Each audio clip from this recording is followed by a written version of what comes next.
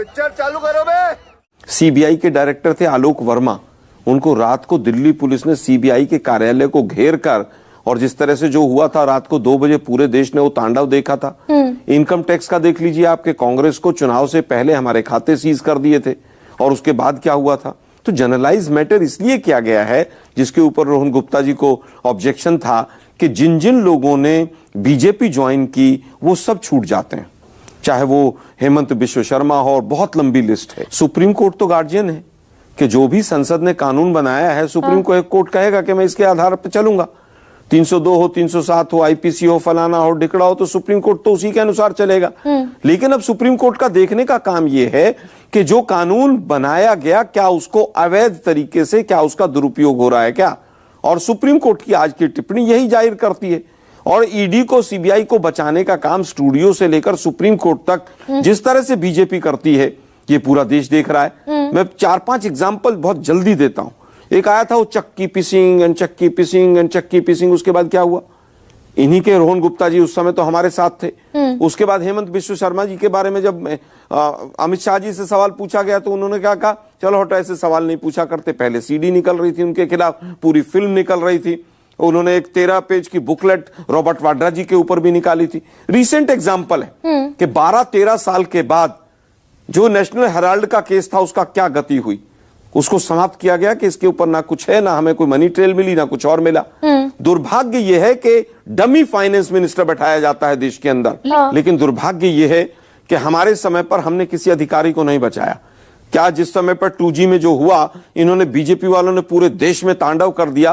उसके बाद आते ही सबको क्लीन चिट दे दी। स्कैम की फाइल तैयार कर रही थी सीबीआई और वहां पर कानून मंत्री बैठा हुआ था। और उसके बाद क्या हुआ, इनकी सरकार आने के बाद वो गुप्ता जी कोल सेक्रेटरी थे, उनको छुट्टी दे दी गई। इन्हीं की सरकार में हुआ। 5 दिन पहले महेंद्रजीत सिंह मालवीय, एक हमारे सांसद हुआ करते थे बांसवाड़ा से, न्यूज़पेपर में एक न्यूज चली कि वो कांग्रेस में वापस आ रहे हैं। पिछले 3 दिन में 3 जगह उनके यहां रेड हो गई कि बीजेपी छोड़ के नहीं जाना है, बीजेपी की बेइज्जती होगी। मतलब आप पूर्व सांसद कांग्रेस ना ज्वाइन कर ले, उसके लिए भी आप किस तरह से ईडी सीबीआई का दुरुपयोग कर रहे हैं। मैक्सिमम केसेस कहां चल रहे हैं, मैक्सिमम केसेस सीबीआई और ईडी की कोर्ट्स में चल रहे हैं। वहां पर कौन जजेस हैं, उनको कौन नियुक्त कर रहा है। हाई कोर्ट के 80% जजेस आज की तारीख में, मैं बड़ी जिम्मेवारी से कह रहा हूं, 80% जजेस एबीवीपी बैकग्राउंड के हैं या आरएसएस बैकग्राउंड के हैं। कॉलेजियम से नाम ही नहीं आता। ये तो फिर बड़ी छोटी सी टिप्पणी। मैं बिल्कुल केवल ही कहना चाहूंगा, अभी प्रधानमंत्री कौशल विकास योजना में हजारों करोड़ का गबन अखबारों में आया। ईडी सो रही है क्या? ठीक, रोहन गुप्ता वो सरफेशियल सब चला रहे हैं, ममता को झटका, ममता को झटका, ममता को झटका। सुप्रीम कोर्ट ने ईडी को कहा पॉलिटिकल पार्टी में के कामकाज में कोई दखल अंदाजी आप नहीं कर सकते। संघीय ढांचे के जिस प्रकार से ममता बनर्जी और उसकी सरकार ने वार किया, उसका पूरा कच्चा चिट्ठा सुप्रीम कोर्ट ने खोल के रख दिया। सुप्रीम कोर्ट ने क्लियर कट कहा कि जब सर्च वारंट के साथ कोई भी सरकारी एजेंसी सर्च वारंट के साथ में आधिकारिक रूप पे किसी 2742 करोड़ के कोल घोटाले के मनी ट्रेल कांति नारायण फॉर्म नाम के साथ में जो गोवा से कलकत्ता में मिल रहा है, उसके खिलाफ इन्वेस्टिगेशन करना और एक सीएम का लोकल अधिकारी के साथ में वहां जाके डॉक्यूमेंट को लेके जाना। कितने हजार करोड़ का घोटाला है Rohan Gupta? 2742 crore. FIR, ECIR, ED ने कब इस मुकदमे की जांच शुरू की थी? मैं आपको वही बोल रहा हूँ, 2020 में जब एफआईआर फाइल हुई, मनी ट्रेल इकट्ठे करते करते ये तो वापस विक्टिम पार्ट खेला जाता। अगर सेंट्रल एजेंसी के पास में सबूत नहीं होते तो वापस खोलते रहा, तो सबूत के बिना चलेगा। सबूत के बाद में सर्च इंजिन सर्च वारंट के साथ में गए। और एक बता दूं आपको गरीब, जिस आईपैक के खिलाफ ये सर्च हुआ है उसने आपत्ति नहीं जताई है। आज तक आईपैक ने ये नहीं कहा है कि ये सर्च हमारे वहां पे क्यों हुई, तो कहां से आपत्ति हो गई? अच्छा ना मैं तो एक सेकंड आपत्ति इस बात पर है रोहन गुप्ता, हमारी जांच एजेंसियां तो कॉम्पिटेंट है ना? जी बिल्कुल, क्रेडिबल भी है बिल्कुल। तो ये दरअसल फरवरी 2021 में अभिषेक बनर्जी की पत्नी रुचिरा बनर्जी को समन हुआ। फरवरी 21 में ही साली मेनका गंभीर को पूछताछ का नोटिस मिल गया। फिर ईडी ने पीएमएलए के तहत मामला दर्ज करके जांच शुरू कर दी। तो 5 साल बाद फिर याद आया कि भाई एक और मनी ट्रेल मिला। फिर 5 साल तक मतलब हम देखिए वापस अगर कोई एजेंसी किसी देखिए, कभी भी किसी राजकीय पार्टी या किसी नेता के सामने कोई आरोप होता है तो उसकी पूरी जांच गंभीरता से होनी चाहिए। हमारे वहां पे मीडिया ट्रायल हो जाता है, 7 बजे गरिमा जी आके सवाल पूछने के तो जवाब भी तो देना। मैं आपको यही कहूंगा कि जिसकी भी एजेंसी, मैं वापस कह रहा हूं, अगर सर्च वारंट के बिना अगर कोई एजेंसी गई है, मैं आपके साथ में खड़ा हूं। तो अगर ये 2,500 करोड़ का घोटाला था रोहन गुप्ता, तो सुबह 6:30 बजे से लेकर जब तक वहां ममता बनर्जी नहीं पहुंची तब तक ईडी ने कुछ सीज नहीं किया। They didn't found any objectionable element over there. ये वापस बोल रहा हूँ गरिमा जी, वापस ऑर्डर पढ़िए, सुप्रीम कोर्ट में ये फाइल किया गया है कि ईडी ने लास्ट तक एक भी डॉक्यूमेंट सीज नहीं किया है। एग्जैक्टली मैं रोहन गुप्ता वही पूछ रही हूं। अगर 2,500 करोड़ के घोटाले का मनी ट्रेल मिला था इन्फोर्समेंट डायरेक्टरेट को, किसी की शिकायत पर ईडी वहां पहुंची थी, तो सुबह 6:30 बजे से 12:15 बजे तक ईडी ने कोई डॉक्यूमेंट सीज नहीं किया। वापस उल्टा सवाल पूछ रही है, अगर कर लिया होता तो भी आप सवाल पूछती। देखिए, ईडी का काम नहीं किया इसलिए पूछ रही हूं। सर्च का मतलब सुनिए वापस गरिमा जी, आपको थोड़ा सा अवगत करा दूं। ईडी जब सर्च करती है तब जो भी वहां पे ट्रेल अवेलेबल होते हैं उसके डॉक्यूमेंट की नोटिंग होती है, उसके बाद जरूरत होता है तब उसको सीजर किया जाता है। खाओ मां कसम। अब नहीं लिया तो भी आप आपत्ति पूछती है। भाई मैं तो ममता रोहन बनर्जी को गुप्ता, पूछिए एक आम ना कि कौन से डॉक्यूमेंट लेकर रोहन चली गई? गुप्ता सुनिए, ऐसे तो कौन से डॉक्यूमेंट थे? बड़ी सामान्य उनकी बुद्धि से मजबूरी सवाल थी पूछ कि रही हूँ लेके जाना पड़ा। रोहन। यशोवर्धन झा आजाद मुस्कुरा भी रहे, सर आऊंगी, बस लौट आ रही हूँ आपके पास।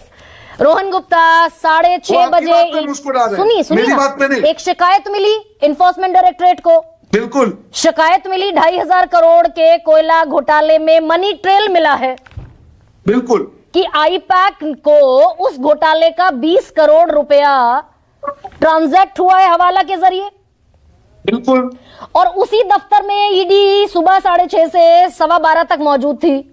ईडी को एक डॉक्यूमेंट नहीं मिला जिसको सीज किया जा सके। अब गरिमा जी, अब कोई भी आपकी डिबेट आज सुनेगा ना हंसेगा। गरिमा जी थोड़ा स्माइल कर रही है, उल्टा सवाल मुझे मत पूछिए, मैं ना ईडी हूँ सीबीआई हूँ। अब नहीं कर रही है तो आप पूछ रही है, अब मैं क्या बोलूं, कर ले ना ईडी पर, ईडी के लिए आंसरेबल आप है रोहन गुप्ता, इसीलिए सवाल पूछ रही हूँ। देखिए बिल्कुल मैं आंसर ईडी के बिहाफ पर वहां पर एडिशनल सॉलिसिटर जनरल खड़े थे एसवी राजू।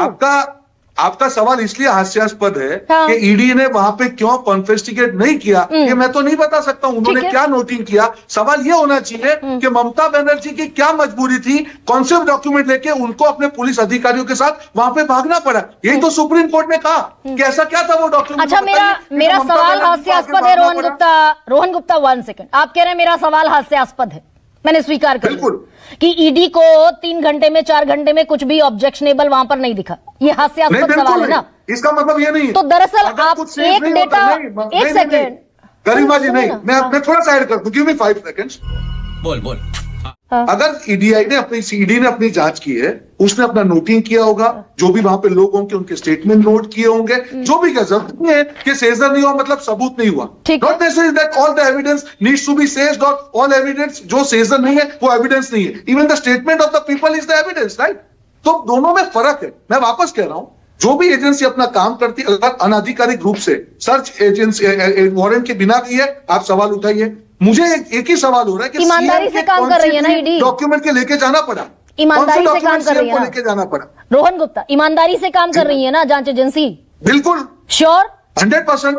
तो ये आपके वित्त राज्य मंत्री पंकज चौधरी जो नए नवेले यूपी के अध्यक्ष बने, उन्होंने डेटा रखा संसद में कि एमपी एमएलए सांसद और विधायकों के खिलाफ मुकदमे दर्ज किए एनफोर्समेंट डायरेक्टरेट ने 193 और दोष सिद्ध हुआ मात्र 2 पर। वापस देखिए, वापस आप किसी 191 डिबेट को लेकर इसी इश्यू पर रखिए ना गरिमा जी। ये पूरा अगर डिबेट करते रहेंगे तो 48 घंटे 72 घंटे चले जाएंगे। मतलब ये सवाल आउट ऑफ द कोर्स है। बात कर रहे हैं कि अनूप मांझी के कोल स्कैंडल 2742.32 करोड़ के स्कैंडल में सर्च वारंट के तहत ईडी वहां पे गई, जहां पे कांतिलाल फर्म की जो ट्रेल मिली थी, वहां पे पूरे डॉक्यूमेंट उन्होंने चेक किए। इन बिटवीन ममता बनर्जी अपने अधिकारी के साथ आके वहां पे से डॉक्यूमेंट लेके चली जाती। ईडी तो वहां भी पहुंच जाती है जहां सुप्रीम कोर्ट को कहना पड़ता है कि बदमाश की तरह काम कर रही है। अब ईडी तो वहां भी पहुंच जाती है, सुप्रीम कोर्ट कहता है बदमाश की तरह काम कर रही है। देखिए, मैं आपको वापस बोल रहा हूं, केस टू केस क्या मुद्दे हैं हम लोग केस टू केस डिस्कस करेंगे Garima ji. This is not a generalise debate, ये एक स्पेसिफिक केस जनरलाइज रिमार्क है सुप्रीम कोर्ट का, जनरलाइज है सर। करूंगा सर, अगर 96% मुकदमे विपक्ष के नेताओं के खिलाफ होंगे तो डिबेट तो जनरलाइज हो जाएगी। देखिए गरिमा जी, अगर मैं आपको वापस बोल दूं 96% हो 6% हो, राजस्थान, छत्तीसगढ़, कर्नाटका, ये सारी ऐसी सरकारें हैं वहां पे कांग्रेस ने जब चुनाव कैंपेन हो रहा था तब बीजेपी सरकारों के खिलाफ भ्रष्टाचार के बहुत बड़े बड़े आरोप लगाए, वसुंधरा राजे हो, रमन हो या 40% कमीशन सरकार की बात हो। तो अब मुझे बताइए ना, सरकार में आने के बाद में कांग्रेस ने कौन से उनके आरोप है उसके ऊपर एक्शन लिया? वहां तो उनकी सरकार है ना, बताइए ना। यहाँ पे खाली मीडिया ट्रायल करते रहेंगे, ईडी ने ये नहीं किया, सीबीआई ने किया। अरे आपकी राज्य सरकार है ना, अगर आपको लग रहा था कि आरोपों में दम है तो एक्शन लेके दिखाइए, वहां तो कुछ कर नहीं रहे। और जिनके खिलाफ आपकी ईडी ने मुकदमे दर्ज कर दिए, रोहन गुप्ता, ये सवाल मैंने आउट ऑफ द कोर्स पूछ दिया आपसे, ठीक है, okay fine, one second Rohan, कौन सा केस कांग्रेस ने किया? मैं तो बड़ा जायज सवाल पूछ रही हूँ भाई, टीवी स्क्रीन पर हर रोज चलेगा। वैभव गहलोत के खिलाफ कार्रवाई, भूपेश बघेल के खिलाफ कार्रवाई, हेमंत सोरेन के, अरविंद केजरीवाल के, संजय सिंह के, मनीष सिसोदिया के, और ये अब मामला ममता बनर्जी। टीवी स्क्रीन पर रोज चलेगा कि सारे नेता विपक्ष के भ्रष्ट हैं। तुम्हें शर्म है कुछ?